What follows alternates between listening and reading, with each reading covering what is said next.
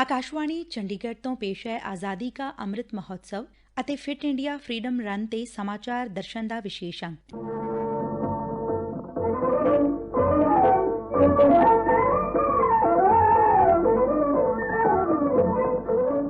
ਅੱਜ ਦੇ ਅੰਕ ਵਿੱਚ ਸ਼ਾਮਲ ਹੈ ਆਜ਼ਾਦੀ ਦੇ ਅੰਮ੍ਰਿਤ ਮਹੋਤਸਵ ਬਾਰੇ ਫੌਜੀ ਅਧਿਕਾਰੀਆਂ ਨਾਲ ਗੱਲਬਾਤ ਅਤੇ ਨਹਿਰੂ ਯੁਵਾ ਕੇਂਦਰਾਂ ਵੱਲੋਂ ਆਜ਼ਾਦੀ ਦੇ ਅੰਮ੍ਰਿਤ ਮਹੋਤਸਵ ਤੇ ਫਿਟ ਇੰਡੀਆ ਫਰੀडम ਰਨ ਲਈ ਉਲੀਕੇ ਪ੍ਰੋਗਰਾਮਾਂ ਬਾਰੇ ਜਾਣਕਾਰੀ।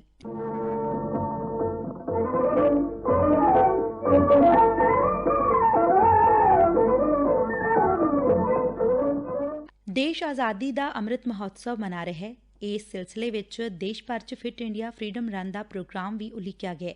ਆਕਾਸ਼ਵਾਣੀ ਦੇ ਸਮਾਚਾਰ ਵਿਭਾਗ ਨੇ ਕਈ ਸੇਵਾ ਮੁਕਤ ਫੌਜੀ ਅਧਿਕਾਰੀਆਂ ਅਤੇ ਨਹਿਰੂ ਯੁਵਾ ਕੇਂਦਰ ਦੇ ਅਧਿਕਾਰੀਆਂ ਨਾਲ ਇਸ ਬਾਰੇ ਗੱਲਬਾਤ ਕੀਤੀ ਤਾਂ ਮੁਹਾਲੀ ਤੋਂ ਸੇਵਾ ਮੁਕਤ ਬ੍ਰਿਗੇਡੀਅਰ ਹਰਦੀਪ ਸਿੰਘ ਘੁੰਮਣ ਨੇ ਆਜ਼ਾਦੀ ਦੇ 75ਵੇਂ ਸਾਲ 'ਚ ਆਪਣੀਆਂ ਉਮੀਦਾਂ ਦਾ ਇਜ਼ਹਾਰ ਕਰਦਿਆਂ ਕਿਹਾ, ਦੇਸ਼ ਦੀ ਆਜ਼ਾਦੀ ਹੈ ਨਾ, ਇਹ ਸਟਾਰਟ ਹੋਈ ਸੀ ਆਜ਼ਾਦ ਹਿੰਦ ਫੌਜ ਕੋਲੋਂ ਔਰ ਇਸ ਨੂੰ ਬਰਕਰਾਰ ਰੱਖਣ ਵਾਸਤੇ Indian army has been fighting so many wars. ਜਿਹੜਾ ਵੀ ਇਹਨਾਂ ਨੇ ਯੋਗਦਾਨ ਦਿੱਤਾ ਹੈ ਆਪਣੀ ਹਿੰਮਤ ਨਾਲੋਂ ਜ਼ਿਆਦਾ ਕਰਦੇ ਰਹੇ ਨੇ। ਸਾਡੇ ਦੇਸ਼ ਦੇ ਵਿੱਚ ਤਰੱਕੀ ਤਾਂ ਬਹੁਤ ਹੋਈ ਹੈ, ਚਾਹੇ ਕਿਸੇ ਫੀਲਡ ਵਿੱਚ ਵੀ ਲੈ ਲਵੋ, ਲੇਕਿਨ ਪਬਲਿਕ ਦੀ ਨੌਲੇਜ ਹੈ ਨਾ ਕਨਸਟੀਟਿਊਸ਼ਨ ਬਾਰੇ।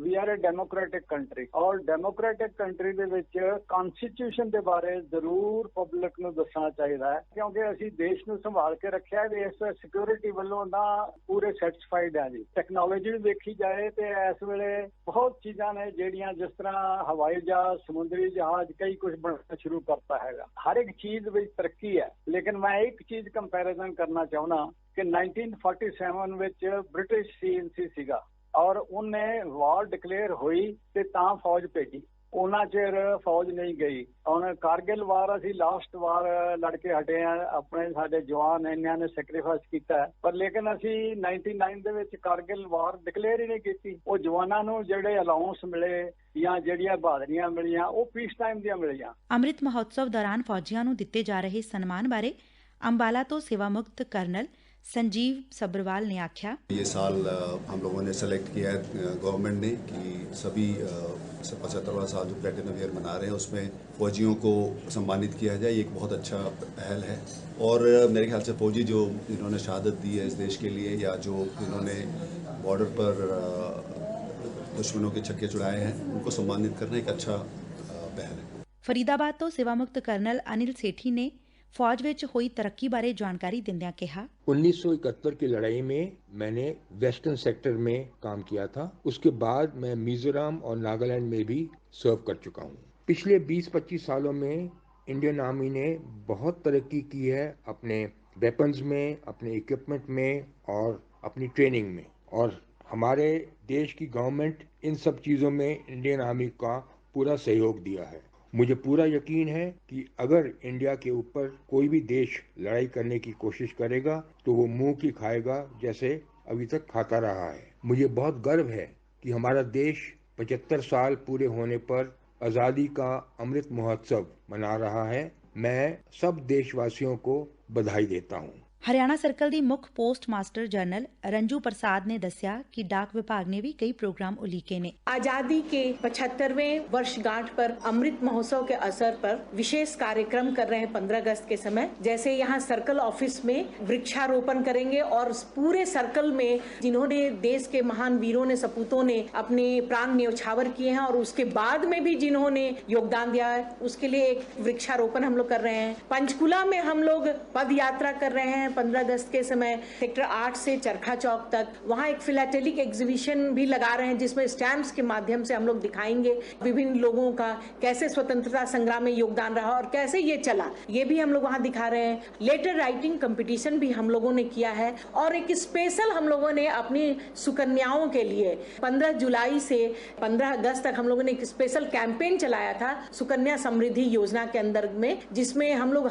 ज्यादा से ज्यादा जो हमारे देश की जो एक बच्चियां हैं उनके लिए हम लोग इन्होंने इसमें अकाउंट्स खोलने के लिए, ये एक सच में एक बहुत बड़ी उपलब्धि है, अभूतपूर्व ये एक उपलब्धि है श्री नीरज चोपड़ा जी के द्वारा, जिन्होंने टोक्यो ओलंपिक्स 2020 में भाला फेंक प्रतियोगिता में स्वर्ण पदक लिया है और इसके लिए हम लोग उनके सम्मान में पानीपत हेड पोस्ट ऑफिस में हम लोगों का पारंपरिक लेटर बॉक्स रेड कलर का है, उसको हम लोगों ने सुनहले रंग में पेंट किया है उनको सम्मानित करते हुए। और इसके साथ ही हम लोग उनके गांव में भी, खांडरा में भी स्पेशल ये जो लेटर बॉक्स है इसको हम लोग वहां भी लगा रहे हैं।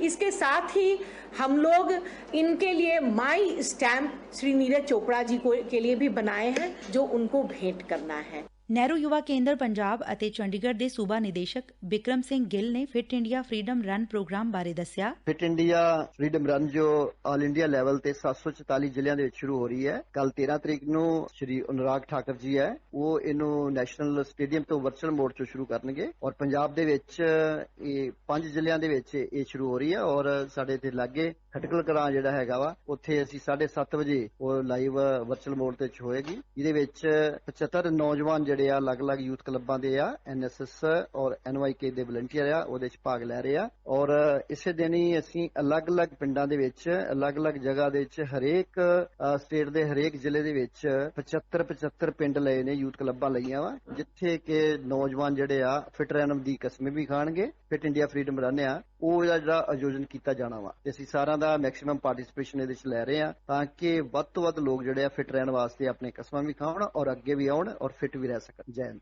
ਨਹਿਰੂ ਯੁਵਾ ਕੇਂਦਰ ਪੰਜਾਬ ਦੇ ਉਪ ਨਿਦੇਸ਼ਕ ਪਰਮਜੀਤ ਸਿੰਘ ਨੇ ਵੀ ਇਸ ਬਾਰੇ ਚਾਨਣਾ ਪਾਇਆ। ਆਜ਼ਾਦੀ ਕਾ ਅੰਮ੍ਰਿਤ ਮਹੋਤਸਵ ਜਿਹੜਾ ਕਿ ਸਾਰੇ ਪੂਰੇ ਮਤਲਬ ਕਿ ਇੰਡੀਆ ਦੇ ਵਿੱਚ 744 ਡਿਸਟ੍ਰਿਕਟ ਦੇ ਵਿੱਚ ਇਹ ਮਨਾਇਆ ਜਾ ਰਿਹਾ। ਹਰ ਇੱਕ 744 ਡਿਸਟ੍ਰਿਕਟ ਦੇ ਵਿੱਚ ਹਰ ਇੱਕ ਮਤਲਬ ਕਿ ਜ਼ਿਲ੍ਹੇ ਨੇ 75 ਪਿੰਡਾਂ ਦੇ ਵਿੱਚ ਕਵਰ ਕਰਨੇ ਨੇ ਤੇ 75 ਹੀ ਮਤਲਬ ਕਿ ਇਹਦੇ ਚ ਹਰ ਇੱਕ ਮਤਲਬ ਪ੍ਰੋਗਰਾਮ ਦੇ ਵਿੱਚ ਸਾਡੇ ਪਾਰਟਿਸਪੇਟ ਜਿਹੜੇ ਭਾਗ ਲੈਣਗੇ। ਇਹ ਜਿਹੜਾ ਪ੍ਰੋਗਰਾਮ 13 ਤਰੀਕ ਨੂੰ ਨੈਸ਼ਨਲ ਸਟੇਡੀਅਮ ਤੋਂ ਮਾਨਯੋਗ ਮੰਤਰੀ ਜੀ ਸਾਡੇ ਅਨੁਰਾਗ ਠਾਕੁਰ ਜੀ ਉਹ ਇਹਨਾਂ ਨੂੰ ਹਰੀ ਝੰਡੀ ਦੇ ਕੇ ਵਰਚੁਅਲ ਮੋਡ ਤੇ ਉਹ ਦੇਣਗੇ ਤੇ ਇਸ ਦੇ ਨਾਲ ਬਾਕੀ 13 ਤਰੀਕ ਤੋਂ ਸਟਾਰਟ ਹੋ ਜਾਏਗਾ ਤੇ ਵੱਖ-ਵੱਖ ਜ਼ਿਲ੍ਹਿਆਂ ਦੇ ਵਿੱਚ ਜਿਹੜਾ ਇਹ ਸਾਰੇ ਨੂੰ ਮੱਕੀ ਜਿਹੜੇ ਡਿਸਟ੍ਰਿਕਟ ਵਾਈਜ਼ ਵੰਡੇ ਗਏ ਹਰ ਸ਼ਨੀਵਾਰ ਨੂੰ ਇਹ 2 ਅਕਤੂਬਰ ਤੱਕ ਜਿਹੜਾ ਪ੍ਰੋਗਰਾਮ ਚੱਲੇਗਾ। ਇਹ ਸਾਰਾ ਸ਼ਡਿਊਲ ਹੈ ਬਣਾ ਦਿੱਤਾ ਗਿਆ। ਪੰਜਾਬ ਦੇ ਵਿੱਚ ਅਸੀਂ ਜਿਹੜਾ 5 ਜ਼ਿਲ੍ਹਿਆਂ ਦੇ ਵਿੱਚ 13 ਅਗਸਤ ਤੋਂ ਇਹ ਜਿਹੜਾ ਪ੍ਰੋਗਰਾਮ ਦੀ ਸ਼ੁਰੂਆਤ ਹੋਏਗੀ ਜਿਹਦੇ SBS ਨਗਰ ਦੇ ਖਟਕੜ ਕਲਾਂ, ਅੰਮ੍ਰਿਤਸਰ ਦੇ ਵਿੱਚ ਜਲਿਆਂਵਾਲਾ ਬਾਗ, ਲੁਧਿਆਣੇ ਲਾਲਾ ਲਾਜਪਤ ਰਾਏ ਦੇ ਪੁਸ਼ਤੈਨੀ ਘਰ, ਸੰਗਰੂਰ ਦੇ ਸ਼ਹੀਦ ਊਧਮ ਸਿੰਘ ਦੇ ਪੁਸ਼ਤੈਨੀ ਘਰ, ਫਿਰੋਜ਼ਪੁਰ ਦੇ ਸਰਦਾਰ ਭਗਤ ਸਿੰਘ ਸੁਤੰਤਰਤਾ ਸੈਨਾਨੀ ਦੁਆਰਾ ਇਸਤੇਮਾਲ ਕੀਤੀ ਇਮਾਰਤ ਦੇ ਵਿੱਚ ਇਹ ਜਿਹੜਾ ਇਹ ਪ੍ਰੋਗਰਾਮ ਇਹ ਸਟਾਰਟ ਹੋਏਗਾ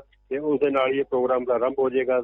ਪੂਰੇ ਇੰਡੀਆ ਦੇ ਵਿੱਚ 2 ਅਕਤੂਬਰ ਤੱਕ ਮਤਲਬ ਕਿ ਸਾਰਾ 744 ਜ਼ਿਲ੍ਹਿਆਂ ਦੇ ਵਿੱਚ ਇਹ ਪ੍ਰੋਗਰਾਮ ਮਨਾਇਆ ਜਾਏਗਾ। ਇਹਦਾ ਮੰਤਵ ਅਸੀਂ ਜਿਹੜਾ ਪੰਜਾਬ ਦੇ ਵਿੱਚ ਪੂਰੇ ਜ਼ਿਲ੍ਹਿਆਂ ਦੇ ਵਿੱਚ ਅਸੀਂ ਜਿਹੜਾ 75 ਸਾਡੇ ਕੋਲ ਪਿੰਡਾਂ ਦੇ ਜਿਹੜੇ ਯੂਥ ਕਲੱਬ ਰਾਹੀਂ, ਪਿੰਡ ਦੇ ਸਰਪੰਚਾਂ ਰਾਹੀਂ ਜਾਂ ਮਤਲਬ ਕਿ ਹੋਰ ਜਿਹੜੀਆਂ ਸਮਾਜ ਸੇਵੀ ਸੰਸਥਾਵਾਂ ਨੇ ਆਪਣਾ NSS ਉਹਨਾਂ ਦੇ ਨਾਲ ਮਿਲ ਕੇ ਇਹ ਜਿਹੜਾ 75 ਪਿੰਡ ਅਸੀਂ ਸਿਲੈਕਟ ਕਰਕੇ ਇਸ ਤਰ੍ਹਾਂ ਜਿਹੜਾ ਸਾਰਾ ਪਿੰਡਾਂ ਦੇ ਵਿੱਚ ਇਹ ਕਰਾਂਗੇ ਪ੍ਰੋਗਰਾਮ ਤੇ ਇਹ ਨਿਰੰਤਰ ਚੱਲੇਗਾ। ਇਹਦੇ ਵਿੱਚ ਜਿਹੜਾ ਸਭ ਤੋਂ ਪਹਿਲਾਂ ਕਿ ਜਿਹੜੀ ਆ ਸ਼ਪਥ ਦਵਾਈ ਜਾਏਗੀ, ਸਹੁੰ ਦਵਾਈ ਜਾਏਗੀ, ਉਸ ਤੋਂ ਬਾਅਦ ਕਿ ਰਾਸ਼ਟਰੀ ਗੀਤ ਹੋਏਗਾ। ਰਾਸ਼ਟਰੀ ਗੀਤ ਤੋਂ ਬਾਅਦ ਇਹ ਜਿਹੜਾ ਫਿਟ ਇੰਡੀਆ ਫਰੀडम ਰਨ ਆ ਉਹ ਲਗਾਈ ਜਾਏਗੀ। ਉਹ ਕੋਈ 4 ਮੀਟਰ 5 ਮੀਟਰ 7 ਤੋਂ 10 ਕਿਲੋਮੀਟਰ ਤੱਕ ਹੈ ਕਿ ਬੱਚੇ ਉਹ ਕਰ ਸਕਦੇ ਨੇ। ਉਹਦੇ ਨਾਲ ਨਾਲ ਕਲਚਰ ਪ੍ਰੋਗਰਾਮ ਵੀ ਛੋਟਾ ਮੋਟਾ ਸੀ ਕਰਕੇ ਇਹਨੂੰ ਮਤਲਬ ਕਿ ਲੋਕਾਂ ਤੱਕ ਮਤਲਬ ਕਿ ਫਰੀडम ਰਨ ਦੀ ਹੈ ਉਹ ਲੋਕਾਂ ਤੱਕ ਆਵਾਜ਼ ਪਹੁੰਚਾਵਾਂਗੇ ਤਾਂ ਕਿ ਜਿਹੜੀ ਸਾਡੀ 75 ਵਰਸ਼ ਜਿਹੜੇ ਸਾਡੇ ਆਜ਼ਾਦੀ ਦੇ ਪੂਰੇ ਹੋ ਚੁੱਕੇ ਹੋਣ ਜਾ ਰਹੇ ਨੇ ਤੇ ਅਸੀਂ ਉਹਨੂੰ ਧੂਮਧਾਮ ਦੇ ਨਾਲ ਮਨਾਉਣ ਵਾਸਤੇ ਜਿਹੜਾ ਇਹ ਆਜ਼ਾਦੀ ਕੇ ਅੰਮ੍ਰਿਤ ਮਹੋਤਸਵ ਹੈ ਜਿਹੜਾ ਹਰ ਜ਼ਿਲ੍ਹੇ ਦੇ ਵਿੱਚ ਕਰ ਰਹੇ। ਫਰੀਦਾਬਾਦ ਤੋਂ ਜ਼ਿਲ੍ਹਾ ਯੁਵਾ ਕੋਆਰਡੀਨੇਟਰ ਵਰਿੰਦਰ मोहन ने दसिया, आज़ादी का अमृत महोत्सव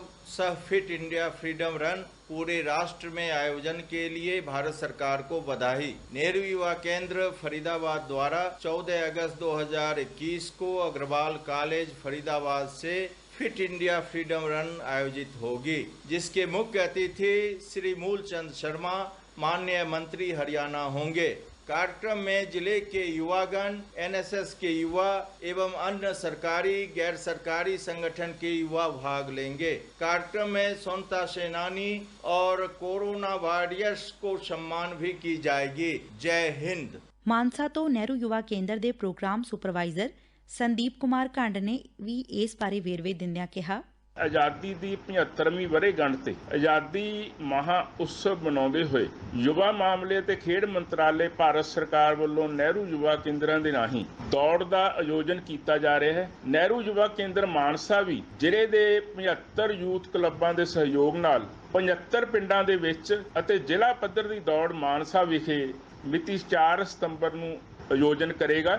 ਇਸ ਦੌੜ ਦੇ ਵਿੱਚ ਇਹ ਰੱਖਿਆ ਗਿਆ ਹੈ ਕਿ 75 ਪਿੰਡਾਂ ਦੇ ਵਿੱਚ ਹਰ ਇੱਕ ਦੌੜ ਦੇ ਵਿੱਚ 75 ਖਿਡਾਰੀ ਜਾਂ 75 ਉਸ ਕਲੱਬ ਦੇ ਮੈਂਬਰ ਭਾਗ ਲੈਣਗੇ, ਜਿਹਦੇ ਵਿੱਚ ਅਸੀਂ ਰਾਸ਼ਟਰੀ ਸੇਵਾ ਯੋਜਨਾ, ਰੈੱਡ ਰਿਬਨ ਕਲੱਬ, ਯੁਵਕ ਸੇਵਾਵਾਂ ਵਿਭਾਗ, ਅਤੇ ਸਾਬਕਾ ਫੌਜੀ ਜਿਹੜੇ ਵੀਰ ਨੇ, ਆਜ਼ਾਦੀ ਸੰਗਰਾਮੀਆਂ ਨੇ, ਉਹਨਾਂ ਦਾ ਵੀ ਇਸ ਦੌੜ ਵਿੱਚ ਸਹਿਯੋਗ ਲਿਆ ਜਾਵੇਗਾ। ਇਸ ਦੇ ਨਾਲ ਹੀ ਸਮਾਚਾਰ ਦਰਸ਼ਨ ਦਾ ਇਹ ਅੰਕ ਖਤਮ ਹੁੰਦਾ ਹੈ। ਪੇਸ਼ਕਸ਼ ਅਸ਼ਵਨੀ ਕੁਮਾਰ ਸ਼ਰਮਾ, ਵਾਚਿਕਾ ਚੰਚਲ ਸ਼ਰਮਾ, ਪੇਸ਼ਕਾਰੀ ਸਹਾਇਕ ਸੁਖਵਿੰਦਰ ਸਿੰਘ।